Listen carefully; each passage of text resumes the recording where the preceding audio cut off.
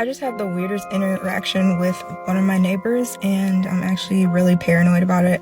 I don't know if I'm overthinking it or whatever, so I need you guys to listen to the story and then tell me what you think.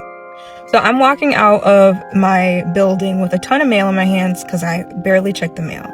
And a random man approaches me. Obviously, he lives there because he's coming from a garage. I've never seen this man before. To give you a reference of what he looked like somebody's creepy uncle. Anyway, he stopped me to tell me about how he was frustrated with someone new that was moving in. He didn't even know it was an owner, and he can't keep track because he tracks things online. He tracks who's moving in and out and who owns the different apartment buildings. Whatever. He asked me if I knew anything. I said no. Then he starts talking about the night that it was a lot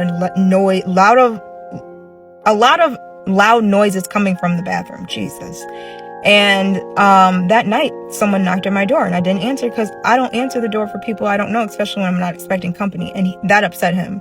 He's like, well, you should answer the door for people. And I said, if you have something to say, you can slide a note on the door. If I'm not expecting you, I'm not answering the door. And he's like, well, you should. And I said, no, if I don't have someone at home, I'm not answering the door. Well, then he goes on to continue to tell me how he stalks basically everybody in the building. I finally am like, what is your name?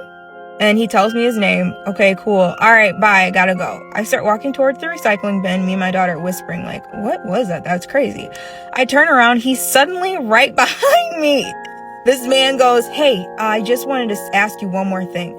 A lot of people rent up on your floor. Do you know them? Do you know anything about them? He continues to try to, question me on different neighbors. And I'm like, I said, I don't know. I